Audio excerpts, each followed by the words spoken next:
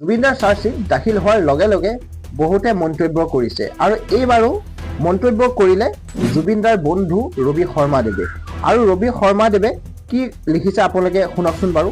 মই স্ক্ৰীনতে লগাই দিছোঁ, আপোনালোকে চাওক, পঢ়ি চাওক তেখেতে কি লিখিছে। আৰু মই এই বিষয়ে এষাৰ কথা ক'ব গৈছোঁ, আপোনালোকে ভিডিঅ'টো শেষলৈকে চাব। ৰবি শৰ্মাদেৱে তেখেতৰ মন্তব্য প্ৰকাশ কৰিছে যে তেখেতে লিখিছে, চাৰ্জশ্বিটক লৈ মই সন্তুষ্ট নহয়। গৰিমাই চাৰ্জশ্বিট গ্ৰহণ কৰিছে বুলি শুনিছোঁ, সেই কথাও মোৰ ভাল লগা নাই। জুবিনৰ বন্ধু হিচাপে শেষত কি হৈছিল মই জানিব বিচাৰোঁ। কথাষাৰ একদম 100% সত্য কথা কৈছে তেখেতে। কিয় কাৰণে সত্য কথা কৈছে? জুবিনৰ চাৰ্জশ্বিট দাখিল হ'ল, আমি সকলোৱে গম পালোঁ, অসমবাসীৰ লগতে সকলোৱে গম পাইছে, মুঠতে সকলোৱে গম পাইছে।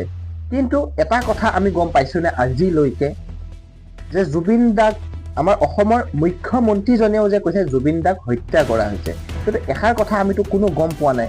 সেইষাৰ কথা হ'ল জুবিন দাক হত্যা কৰিছে যে, কিয় হত্যা কৰিছে আৰু মেইন কোনে কি কাৰণে জুবিন দাক হত্যা কৰিলে, এইষাৰ কথাটো আজিলৈকে স্পষ্ট হৈ ওলোৱা নাই। আজিলৈকে ইমানখিনি জেৰা হৈছেও যদি, তেখেতসকল হত্যাকাৰী কেইজনৰ ইমানখিনি জেৰা হৈছেও যদি, এইখিনি কথা আজিলৈকে স্পষ্ট হৈ ওলোৱা নাই। কথাষাৰ সত্য কৈছোঁ নে মই অসত্য কৈছোঁ আপোনালোকে কমেণ্ট কৰিব। কথাষাৰ মই সত্য কৈছোঁ নে নাই। আমি গম পাইছোঁ যে জুবিন দাক হত্যা কৰিছে, গৰিমা নবৌও কৈ আছে, অথচ এইবাৰ ৰবি শৰ্মাদেৱক সেইষাৰ কথাই ক'লে।